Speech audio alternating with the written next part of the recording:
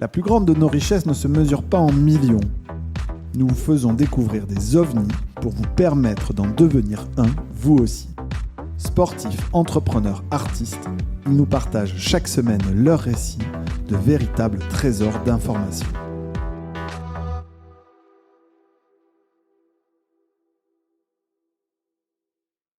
On est parti, les gars. Vas-y, parle de bêtises. C'est parti. Allez. Je vous ai mis des petits chocolats pour fêter cette nouvelle année.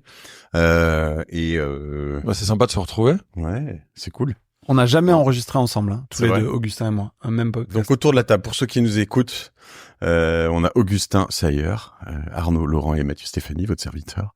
Et voilà. Et puis moi, en fait, il y a 2 ans, je passais par là et je leur ai dit que je cherchais un stage en V6. C'est ça que tu vends autour de toi, Arnaud. C'est ce que je dis. Et puis ils m'ont proposé un salaire de quoi 70 ans, mais je crois que c'était 70 euros. Ouais. C'est un MBA VC, mais c'est ça. Tu payes un peu et on te rembourse chaque mois pour la production des podcasts. Voilà. Mais en fait, il y avait un deal là-dedans. C'est que on devait raconter un peu tout ce qui se passait dans ce fonds qu'on était en train de créer, OVNI. Donc là, on va faire un petit bilan sur la première année calendaire entière qu'on a fait ensemble. Je suis en train de manger un chocolat, c'est très agréable. Et voilà, elle était pas mal cette année quand même, non? Plein de rebondissements. Nos deal numéro 4 à 9. 4, 5, 6, 7, 8, 9. Et surtout, je vais pas le 9e. Un beau closing. Ouais, un beau closing dans une période qu'on connaît tous, qui est pas la période la plus favorable pour lever des fonds. Alors, je reprends les termes à chaque fois, excusez-moi, tant pis pour ceux qui s'y connaissent bien et ceux qui connaissent moins, mais donc les deals, on t'a dit 4, 5, 6, 7, 8, 9, de 4 Ouais, c'est qu'on a investi, on a fait 6 nouveaux dossiers. Ouais.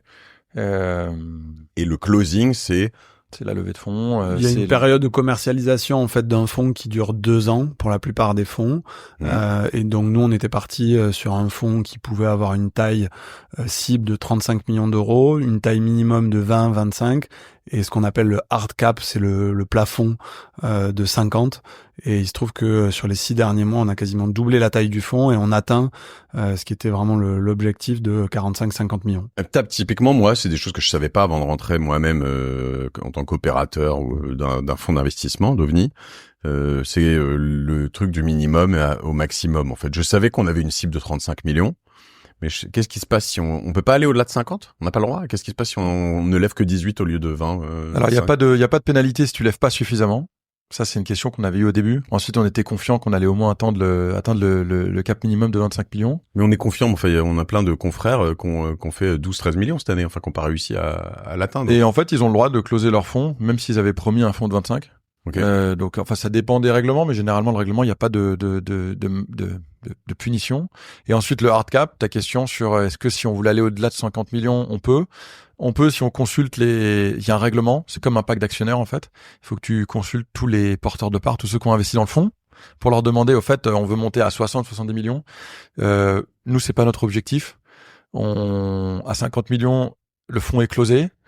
Pourquoi? Parce qu'on a une vraie conviction sur ce qu'on fait, c'est du seed. Et il y a statistiquement le TRI, donc le taux de retour sur investissement. Taux de retour sur investissement des fonds de seed tend à diminuer au-delà de 50 millions. C'est un peu comme la courbe de l'affaire, pour ceux qui connaissent. C'est courbe de l'affaire inversée. En fait, plus le fonds se rapproche de 50 millions, plus le TRI est bon, plus le fonds repart de 50 millions, plus le fonds se dégrade. Enfin, la performance du fonds se dégrade. Ok, très clair. Bah tu vois, ça je le savais pas en tout cas avant de créer ce OVNI. On n'est pas exactement à 50 millions. C'est au moment où on se Non, en fait déjà on peut pas discloser, mais il y a 3 institutionnels qui rentrent. Ça sera public, je pense, entre mi-février et mi-mars, qui nous ont donné leur accord fin d'année. Et le dernier est en train de se débloquer là sur le mois de janvier. Ça représente 20 millions d'euros et le reste, ça est donc à peu près 30 millions d'euros qui a été apporté par 200 privés. Et donc il y a encore quelques bulletins de souscription qui signent, mais on a passé finalement ce qu'on appelle le closing final du fonds. Et ça, c'est un peu intéressant, je pense, ce que tu viens de dire, c'est-à-dire que les institutionnels et les privés se mélangent pas toujours, pas souvent. en fait, au sein de fonds. En tout cas, souvent, c'est des gros privés, mais pas une multitude de privés comme ça, 150, 200, plus 3 gros institutionnels. Donc ça, c'est quelque chose d'assez nouveau.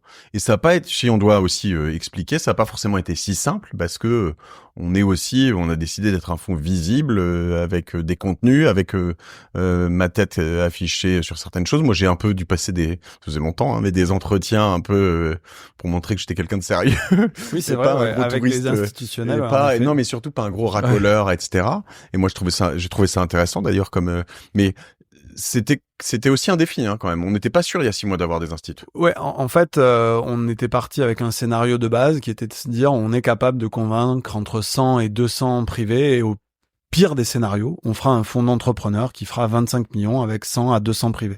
J'ai envie de dire, moi, c'est une conséquence. Ça veut dire que quand on s'est lancé officiellement début 2023, on a vite réalisé que ça répondait beaucoup mieux avec des individuels, des anciens entrepreneurs qui avaient vendu leur société et qui avaient envie de réinvestir dans la tech, et que ça résonnait beaucoup moins bien. Ou en tout cas, c'est pas forcément notre thèse, mais ce qui résonnait moins bien, c'est d'investir dans une first time team. Une équipe et donc, excuse-moi, la nôtre. Non, c'est ça. Je pense que n'importe quel first time team, c'est juste plus compliqué, ça coche moins de cases pour un instit corpo. Parce qu'ils ont peur, ils se disent, ils ont peur, ils ont pas fait leurs preuves. Exactement. Malgré le fait qu'en fait, tu regardes statistiquement, généralement, les first time teams ont les meilleurs perfs. Pour des raisons qu'on pourra expliquer plus tard, mais qui sont que, en général, les first time teams ont travaillé beaucoup plus, ont moins d'argent, et enfin, ça nous rend plus créatifs.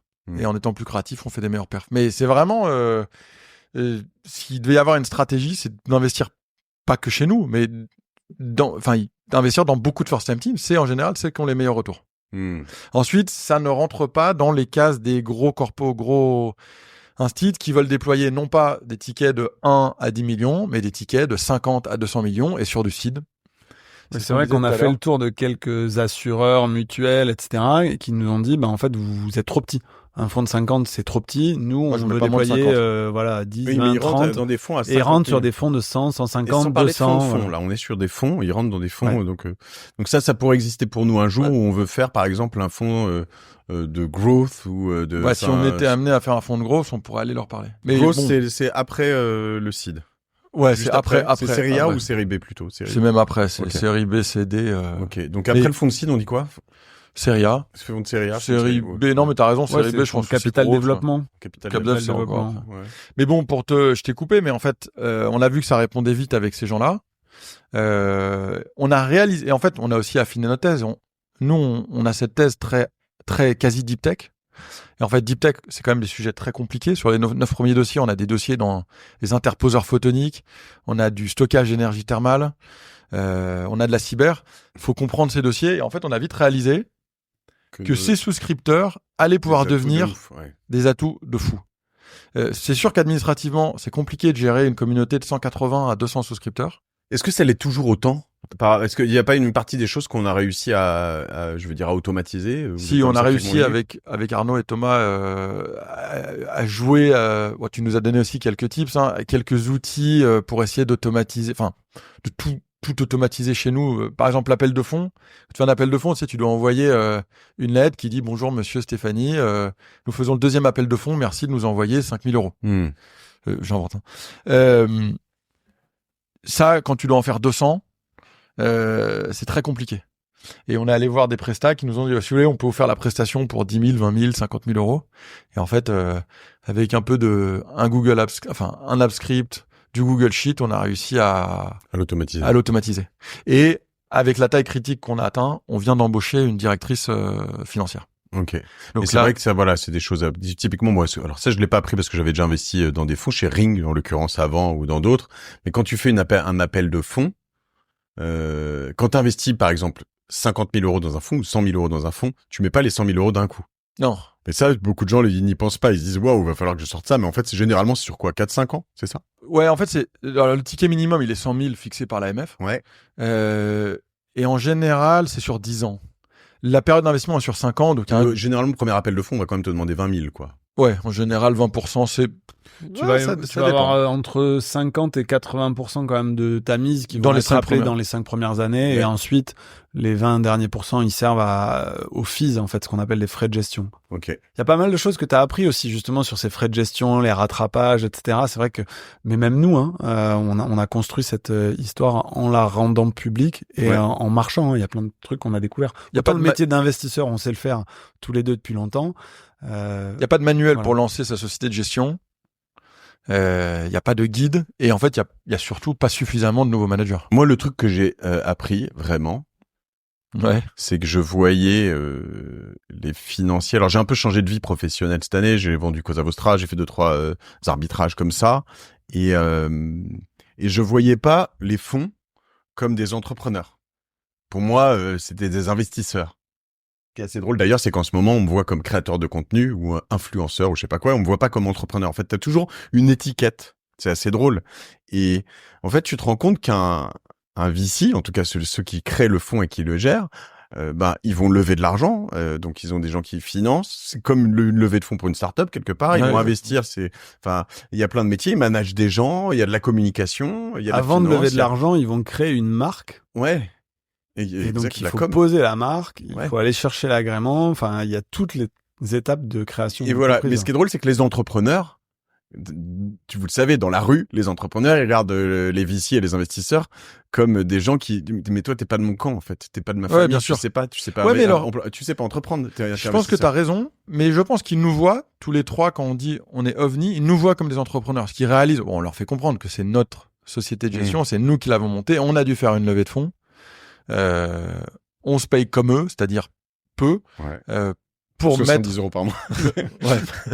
pour mettre la société de gestion sur les rails. Et ça, je pense que ça nous a permis, en tout cas, quand je te disais, là, on a fait nos 9 premiers dossiers, ça nous a permis de gagner des dossiers super compétitifs, où ils se disent, en face de moi, on a investi dans une boîte, je vais pas la nommer parce que on va pas mettre en lumière l'autre investisseur, mais on a investi dans une société, on est 2 co-investisseurs, et au board, ils ont déjà changé 2 fois. Sur le board, il y a l'entrepreneur, OVNI et l'autre fonds. Et le représentant de l'autre fonds, on est déjà au 3e représentant de l'autre fonds parce qu'en fait, les 2 premiers sont partis du fonds. Et je pense que les entrepreneurs avaient en tête, quand ils ont accepté OVNI, qu'ils allaient avoir Arnaud, Mathieu, Augustin, Thomas en phase 2 pendant les 10 prochaines années. Et ça, ils en ont besoin. Donc, t'as raison, je pense que la plupart des gens, ils voient pas les VC comme des entrepreneurs. Ensuite, nous, c'est vraiment notre travail de dire, on est comme vous. Alors, on n'a pas un temps illimité, puis on veut faire ce podcast ou cette vidéo, c'est aussi sur YouTube, un peu partout, mais assez concise. En quelques lignes, moi, j'aimerais vraiment qu'on finisse et qu'on se dise, attends, qu'est-ce qu'on a appris en 2024 ? Qu'est-ce qu'on a bien fait ? Qu'est-ce qu'on a mal fait ? Vraiment, en totale transparence. Qu'après, on passe sur 2025. De quoi on a besoin maintenant ? Moi, ce que je note juste, c'est que je me suis rendu compte en cette fin d'année que on entrait dans une zone qu'on connaît à différents niveaux tous les 3. C'est-à-dire que investir, moi j'ai investi dans pas mal de boîtes. Je vais en plus continuer à créer du contenu avec vous, c'est ce que je fais au quotidien et c'est ce qui me plaît, et c'est là où je m'éclate.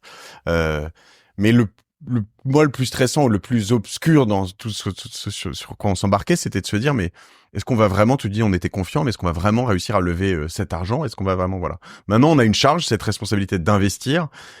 C'est pas facile et moi heureusement c'est pas moi qui l'ai cette charge parce que j'ai tellement le FOMO sur tous les dossiers que j'investirai dans tout ce qui vient, mais on est plus dans quelque chose, une zone pas de confort mais de connaissance. Vous êtes d'accord avec ce constat ? Ouais, on en parlait tout à l'heure où on rentre dans cette phase où on a le cash, on sait qu'on doit investir 40 millions parce qu'on a déjà déployé 5-6 millions dans les prochaines années. Il faut garder la tête froide, il faut continuer à faire notre sourcing, faire tout ce travail de sortant, passer des appels, aller sur des events, vraiment identifier les entrepreneurs qu'on va financer demain.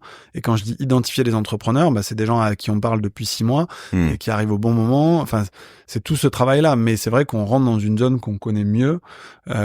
Encore plus Augustin, parce que tu as investi quand même beaucoup plus que moi, notamment avec toute ta période de Newfound, je pense. Pas en volume de deal, mais en montant. Et donc aujourd'hui, on attaque cette année 2025 avec beaucoup d'enthousiasme et cette position de confort. C'est beaucoup plus facile finalement en tant qu'entrepreneur de te dire j'ai 5, 10, 15, 20 millions à investir que j'ai 5, 10, 15 millions à aller chercher en partant d'une feuille blanche. Tout à fait. C'est sûr qu'on a appris à lever. Maintenant, on rentre dans et c'est une partie critique du métier en fait. Hein. Et là, on rentre dans la partie. Maintenant, il faut déployer et on nous a fait confiance avec cet argent. À nous de le faire fructifier. Après, faut pas trop se foirer maintenant parce qu'après on aura un track record, c'est-à-dire que une fois qu'on aura levé et dans quelques années, on pourra dire bon bah les mecs ils sont bons, les mecs les femmes ils sont bons ou ils sont pas bons. Maintenant on rentre dans cette zone où il faut qu'on prouve. C'est aussi ça un peu. C'est marrant parce qu'en fait lever c'est un point ultra critique, mais on va pas vraiment être jugé. Enfin.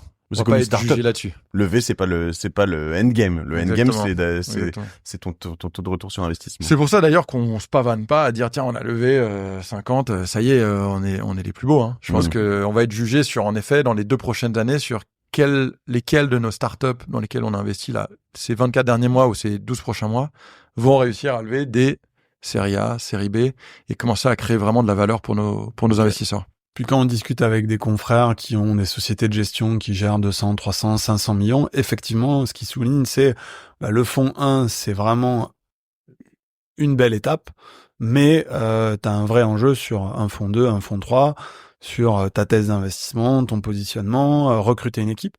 Tu as plein de managers qui ont monté leur société de gestion dans les années 2005, 2010, 2015, qui te disent moi j'ai recruté 10, 15, 20 personnes et en fait dans les 20 personnes j'ai pas la même qualité d'investisseurs, des gens qui gèrent des deals de bout en bout, des gens qui vont savoir gérer des exits, etc. C'est ça qui est très compliqué. On fait un métier pas d'épicier, mais on fait un métier où t'es sur mesure, c'est très intuitu personae, et donc c'est ça aussi le challenge pour nous, c'est de faire grandir cette société de gestion qui il y a 2 ans était juste un bout de papier. Moi, si je réponds à une de tes questions, qu'est-ce qu'on a appris en 2024 ? Moi, ce que j'ai appris, c'est pas avoir peur de sortir le téléphone de la poche et d'appeler quelqu'un qu'on connaît pas.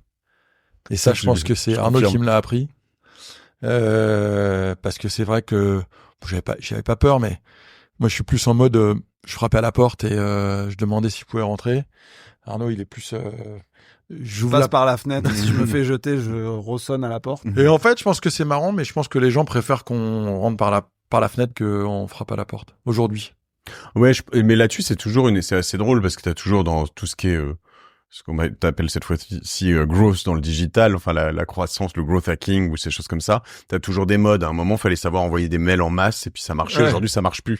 En fait, faut aller là où les autres ne vont pas. Et aujourd'hui, les gens n'appellent plus, typiquement. Enfin, le téléphone, quand t'as quelqu'un qui t'appelle, moi je le fais beaucoup, mais quand t'as quelqu'un qui t'appelle et qu'il n'est pas attendu, tu dis tiens, c'est bizarre, qu'est-ce qu'il me veut ? T'envoies toujours un message avant, limite, pour dire t'es dispo. Moi, je le fais pas, en fait, j'appelle, point. Nous, on s'appelle comme ça, tu vois. Ouais, ça. Et je trouve ça assez marrant. Mais ça, c'est vrai que ça a été bien fait. Vous avez eu des gros fails ou des grosses erreurs ou des trucs, Sûrement. Non, on a eu des portes qui se sont fermées et des bulletins de souscription signés de 2 millions où l'argent n'est jamais arrivé. Donc, on a eu évidemment des moments durs. En fait, les entrepreneurs, le métier est dur, mais lever un fonds, c'est aussi dur. Et je pense que des bons gérants de sociétés de gestion, etc., c'est des gens qui savent justement vivre ces moments durs et les traverser avec une certaine sérénité et se dire ça fait partie du job. Et en fait, au quotidien, il faut être consistant, il faut être régulier, il faut faire son travail. Et donc, je pense que ce qu'on a appris, c'est ce que dit Augustin, et c'est le fait d'avoir confiance dans l'entreprise qu'on a envie de bâtir, et juste se lever le matin, pas trop se poser de questions, et exécuter en fait. Je pense que c'est ce qu'on demande à nos entrepreneurs, et par moments c'est bien de se l'appliquer à soi-même. C'est-à-dire de savoir débrancher le cerveau et se dire il faut produire un podcast par semaine, il faut envoyer tant de mails, il faut faire ses newsletters, c'est un métier de besogneux, mais ça, en fait, en vrai, tous les métiers sont les métiers de besogneux. À un moment où les gens pensent que, tu vois, j'en reviens sur même la création de contenu. Les gens, quand moi, ils me voient poster un truc LinkedIn, je sais pas quoi, ils se disent que, t'as pas mieux à faire. Mais en fait, moi, c'est mon job, entre guillemets, et puis j'en poste, je suis régulier, je le fais, etc. Vous aussi, mais je veux dire, après, ça te permet d'avoir un reach qui est différent, plutôt que un coup de fil, tu vas toucher 2000, 10 000, 100 000 personnes, et puis voilà, chacun a son métier aussi. Mais savoir produire, quoi, et pas juste se pavaner ou c'est ça. Je pense qu'il y a aussi des endroits où certains fonds qui sont devenus. Alors, je crois pas qu'il y en ait. Quand tu prends les très gros américains, c'est toujours des grosses machines, par exemple, mais les très connus, les belles marques. Il y a peut-être un moment où certains se sont un peu oubliés, non ? Je sais pas. Ouais, c'est sûr. Hier, Augustin, il a enregistré un podcast pour faire un peu de teasing avec un des membres de l'équipe de Crane. Et en fait, elle disait que les anglo-saxons, exécutent beaucoup mieux que les Français. Ouais, c'était le takeaway du... Et moi, ça m'a marqué et je me suis dit, mais en fait, moi, dans ce cas-là, si c'est sa perception, je veux qu'OVNI Capital soit perçu comme un fonds anglo-saxon, dans le sens où on doit avoir une équipe opérationnelle qui délivre pour nos LP, pour nos entrepreneurs, Moi, etc., et qui exécute, quoi. Moi, je confirme que vous délivrez beaucoup et très bien, et on délivre. Non, mais c'est vrai. Mais ça, c'est ce que disait Ilan Abessera dans le docu qu'on a fait sur les US. Et il dit, en fait, la rapidité. C'est pas, mais même dans la décision, c'est juste, en fait, oui, non. Quand c'est oui, c'est vite, c'est fait. Et en fait, tu tergiverses pas trop. Et ça, moi, je pense que bon, il y a une culture là-dessus assez américaine chez OVNI qui me convient très bien. Nous, on est basé en France, pour le moment. On met en valeur du savoir-faire ingénieur français, mais on investit dans des boîtes internationales by design. Et ça veut dire quoi? Ça veut dire des équipes où il y a cette culture anglo-saxonne, en vrai, présente. Il y a des entrepreneurs fondateurs qui habitent déjà à l'étranger ou qui ont envie de partir le plus rapidement possible et qui vont aller vendre leurs produits aux États-Unis en priorité. D'autres choses sur 2024, Arnaud, peut-être? Je sais pas. Non, on est toujours agréablement surpris par tous les gens qui nous contactent spontanément, LinkedIn, mail, etc., parce qu'ils voient nos contenus et ils nous demandent s'ils peuvent encore investir dans le fonds, etc. Ça, c'est vrai que quand tu pars de cette feuille blanche, que les 50 premiers souscripteurs, ils sont vraiment très durs à toucher, que quand tu es entre 50 et 150, ça devient plus facile, et que ta phase 150 à 250, en fait, c'est les gens qui te contactent et qui juste spontanément écoutent le podcast que tu as fait avec Augustin, etc., et veulent nous connaître, viennent sur nos events et tout. Ça franchement, c'est formidable, ça donne pas mal d'énergie.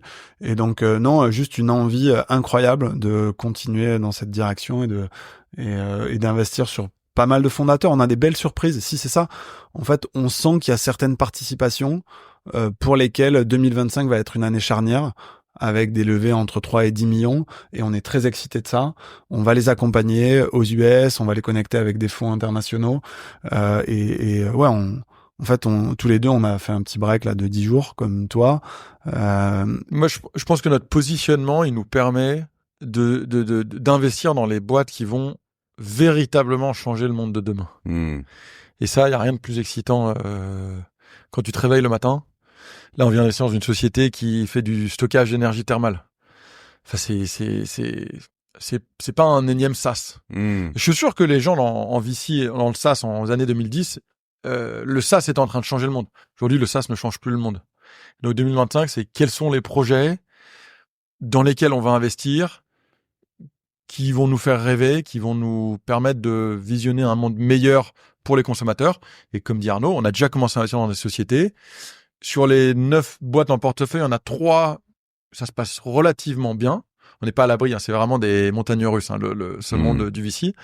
Mais hâte de voir avec qui elles se refinancent, hâte de voir avec qui elles arrivent à vendre leurs premiers produits. Et surtout, il n'y a rien de mieux que de voir les entrepreneurs grandir et les équipes grandir. On a Encoding qui fait des cartes à puce avec des connexions au lieu du cuivre, t'as de la fibre optique, une team du CNRS. On a Resolve Stroke qui va aider les gens qui ont déjà eu un AVC à éviter une rechute, c'est ça.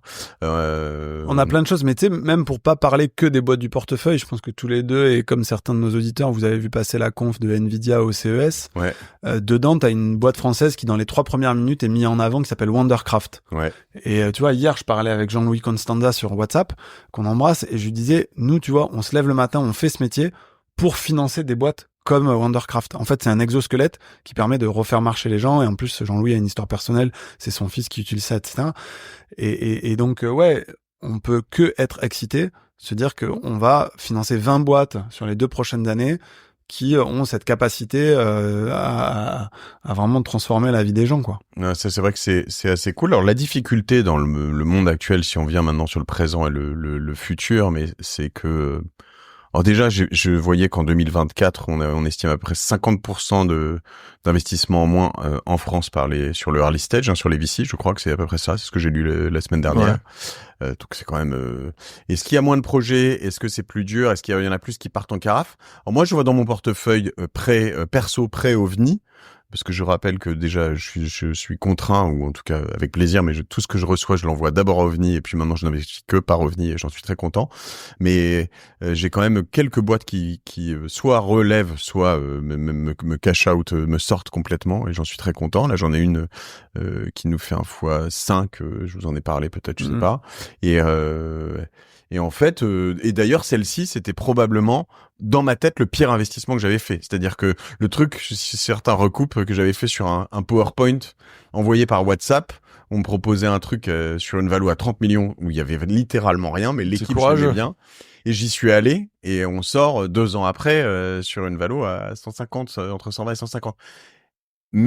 Et donc ce que je veux dire, c'est que dans les équipes qui sont super fortes et les gens qui font bien leur job, notamment avec l'IA, avec tout ce que vous expliquez là, avec la deep tech, il y a quand même beaucoup de projets qui sont super intéressants. Il y en a encore. Alors déjà, ce qu'on voit, c'est il y a moins de projets, c'est sûr, mais en fait, on voit beaucoup d'entrepreneurs qui, il y a 5-6 ans, seraient en train de travailler sur un projet SaaS, qui aujourd'hui travaillent sur un projet plutôt deep tech. Okay. Donc en fait, sur notre thèse, qui était une niche il y a 3-4 ans, aujourd'hui, c'est moins une niche, et il y a tout autant de projets intéressants. Ça veut dire quoi deep tech, pour être clair? Deep tech, c'est la tech au cœur du produit, et enfin deep tech. Nous, on fait pas de la deep tech avec de la R&D pendant 10-15 ans. Hein. Nous, la manière dont on définit ça, c'est tech au cœur du produit, et un produit qui a vocation à complètement repenser son industrie. Okay. Donc c'est enfin si tu l'as lu, mais si ceux qui nous écoutent, c'est Peter Thiel. On fait pas du 1 à N, on fait du 0 to 1.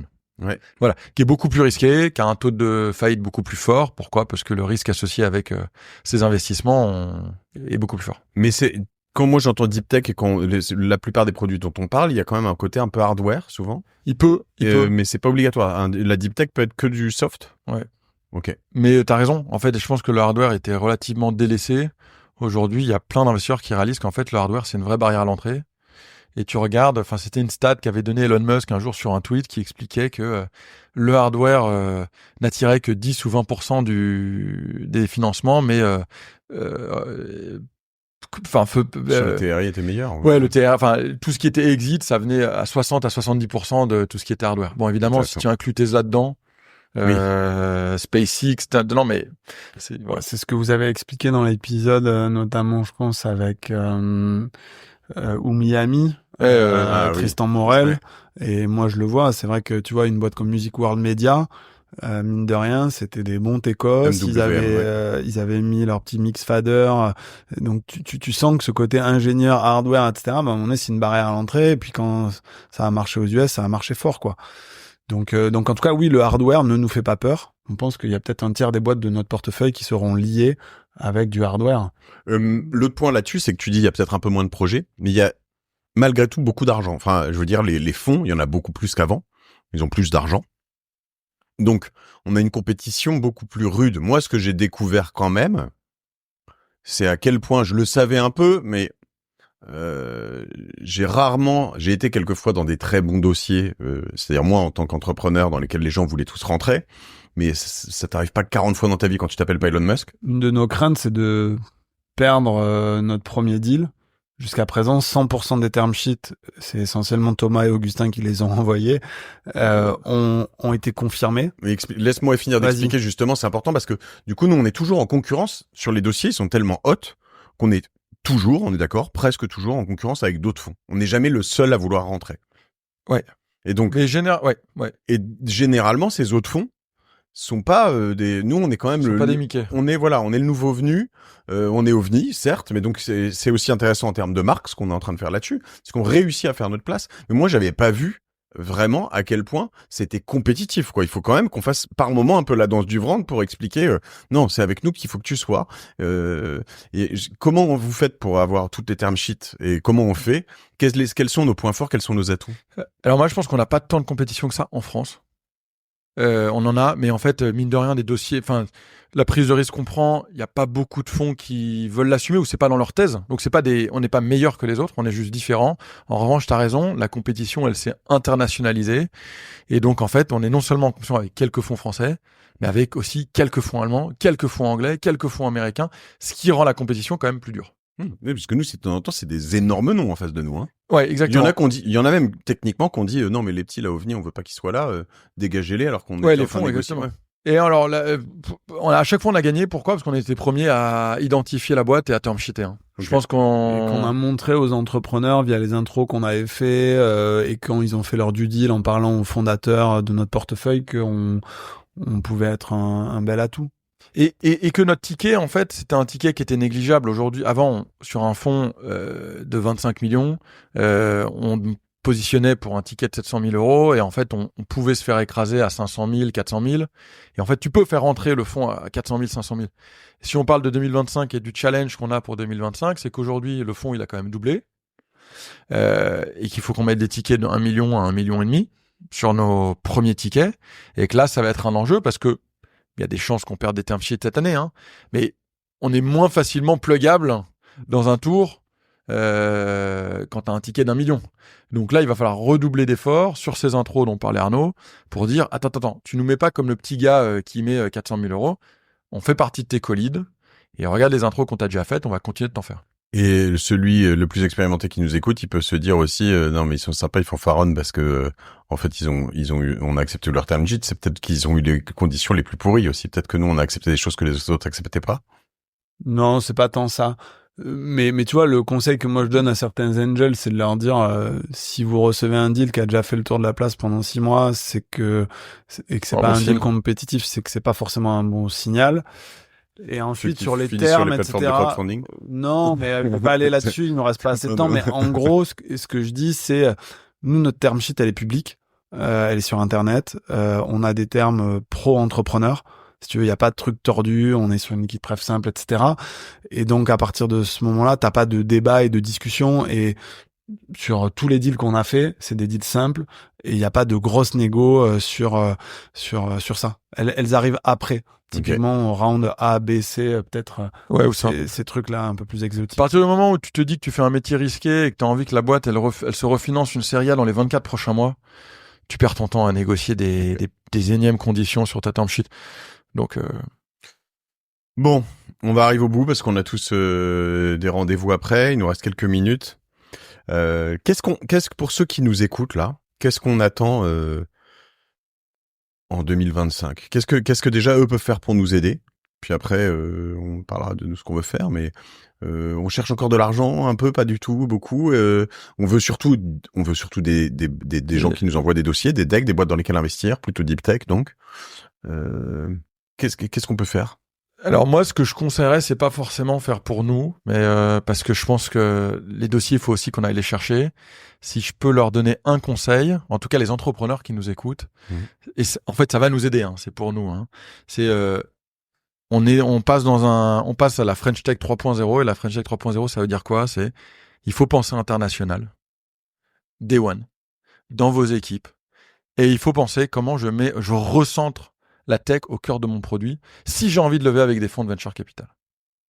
C'est vrai que moi, pour reformuler ce que tu dis, quand on m'envoie pas mal de dossiers, je vous les envoie tous parce que j'ai pas envie d'être celui, c'est juste parce que je suis lâche et donc je veux pas être celui qui dit non.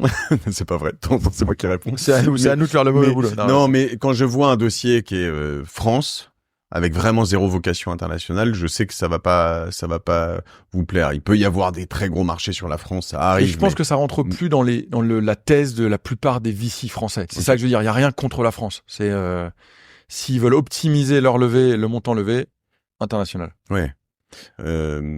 Arnaud?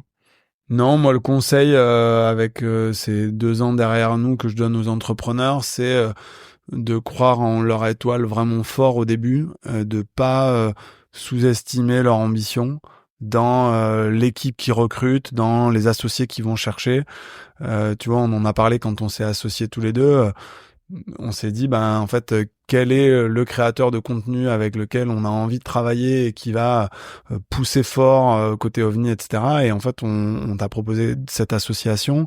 Et en fait, on s'est pas mis de limite, si tu veux, alors que t'as 1 million d'auditeurs, machin, etc. Et en fait, aujourd'hui, on voit que les boîtes qui performent le mieux dans notre portefeuille, et même dans les portefeuilles historiques, des Taïkris, etc., c'est des gens qui avaient pas bridé leur ambition, qui rêvaient en grand, etc. Et donc moi c'est le seul truc, parce que effectivement il y a 2 ans, tu vois, t'as des grands patrons de fonds qui me disent pourquoi tu t'emmerdes à créer ta société de gestion, machin, fais-toi héberger. Ben non, en fait, parce que quand t'as envie d'entrepreneur, tu veux ta société de gestion, ton agrément, tu veux pouvoir accueillir des instituts, etc. Donc voilà, ce que je donne comme conseil aux entrepreneurs, c'est croyez en vous. Oui, il y a moins de financement, mais en fait pour des bons entrepreneurs, des bons projets, des bonnes équipes, il y a toujours de l'argent et il y en aura toujours dans les 5 prochaines et 10 prochaines années, et il y aura aussi des exits, etc. Donc 2025 résolument optimiste. Moi, c'est ça le message que j'ai envie de faire passer. Ouais. De toute façon, je crois que il y a une chose, on me demandait est-ce que tu es optimiste. Je dis mais tu n'as pas le choix. De toute façon, je veux dire, quand bien même tu t'appelles Volodymyr Zelensky et Zelensky était sous les bombes, tu dois être optimiste. C'est-à-dire que si tu te dis je vais me faire écrabouiller à ce moment-là, tu vois. Et donc c'est vrai que moi, je suis optimiste, nonobstant ce que je viens de dire. Enfin, au-delà de ce que je viens de dire. T'as raison. Mais après, en plus, il y a quand même des choses qui sont en train de se passer. On a eu la vague, par exemple, la plus récente de rupture technologique, qui était peut-être la blockchain avant l'IA. Mais la blockchain, c'était pas si gros. C'est un, on va dire, du backbone, c'est du, comment on appelle ça, de l'infrastructure. Mais si tu regardes Internet, le mobile, le 2.0, donc les réseaux sociaux, qui s'est mélangé en plus avec le mobile après, et là maintenant l'IA. Enfin, je veux dire, on n'est pas dans un moment où l'innovation, la deep tech, tout ça décélère. Enfin, je veux dire, ceux qui pensent ça, non mais là juste voilà, je peux leur parler, c'est sympa, mais en fait, ils sont à côté de la plaque. Donc il y a quoi qu'il arrive, il y a besoin de cet argent. Moi, les questions que je me pose quand je regarde ça, quand j'écoute Carlos Diaz, quand j'écoute plein de Français qui sont aux États-Unis, c'est qu'ils se disent en fait on va pas assez vite, on est mauvais, on est trop petit, ça m'agace ce petit Carlos, je l'aime, il y a pas de souci, mais il est bienveillant. Le côté French bashing tout le temps, ça me saoule. Mais en revanche, il y a un peu ce côté nous les Américains, quand nous on met 10 millions, ils en mettent 80, c'est un peu vrai sur certains aspects, mais nous on n'y croit pas, on est en retard. Non mais jouons avec ces règles du jeu. C'est-à-dire que faisons le seed en France et allons chercher l'argent où il est pour les tours d'après. Et souvent, les sociétés deviennent américaines après, du coup, c'est chiant. Écoute, il faut pas réfléchir comme ça, il faut faire grandir nos écosystèmes, être optimiste et moi, je pense pas que la boîte qui devient américaine n'est plus française. Hein. Tant qu'il y a ce cœur français, la recherche en France, la R&D française, ça reste des boîtes françaises, ça fait des métiers bien payés en France, ça fait des investisseurs français qui vont récupérer un jour plus d'argent, qui vont pouvoir le réinvestir en France. Plus. Donc, Ok. Il faudra voir sur l'histoire de souveraineté. J'ai bien aimé aussi d'Hélène Bach qui est passée sur Génération It Yourself, tu vois, avec Chaps Vision, tout ça, qui est très porté là-dessus, mais c'est vrai que c'est passionnant. Bref, on rentre dans un chapitre assez exaltant. Suivez les contenus d'OVNI. On va essayer d'être vraiment toujours très dans notre. Nous, on est les 3 animés principalement, de temps en temps ensemble, de temps en temps séparément, mais toujours très transparent au max. Et voilà, moi j'ai appris plein de choses à vos côtés, je vous en remercie et je voudrais en apprendre plein. Je suis aussi hyper inspiré par 20 VC et comment il s'appelle Harry Stebbings, ouais, et son équipe. C'est super deep ce qu'ils font en termes de contenu. En revanche, c'est vraiment très technique. Mais voilà, tu vois que la création de contenu, même dans ce milieu-là, du VC est en train de changer la donne, quoi. Il a levé 400 millions, on enlève 50. Je veux dire, je pense. Bon, ça fait 10 ans qu'il fait ça, ouais. Donc ça laisse une marge de progression. Son premier fonds, il a 5-6 ans. Ouais. Là, ton premier fonds. Non, mais tout à fait. Mais je dis, Mathieu, mais ce que je veux dire, c'est que je veux dire qu'on est aussi au bon endroit. Moi, j'en suis persuadé. Je suis content de le faire avec vous, les mecs. Et voilà, je suis content qu'on ait enfin une femme dans cette équipe. Merci pour les chocolats. Bon, ça marche. Meilleurs vœux, Mathieu. Merci. Cool de se voir pour cet épisode de rentrée. Salut les mecs, à l'année prochaine. Bonne rentrée à tous. À bientôt. Salut. Suivez-nous sur les réseaux sociaux. Et puis si vous avez l'occasion de partager cet épisode à quelqu'un que ça peut intéresser autour de vous, si vous êtes seul là dans vos écouteurs et que vous faites 2 partages et que tout le monde le fait, tout le monde gagnera, on sera très content. On vous embrasse et suivez les aventures d'OVNI, on va vous en mettre plein la vue et les oreilles. Salut, bisous.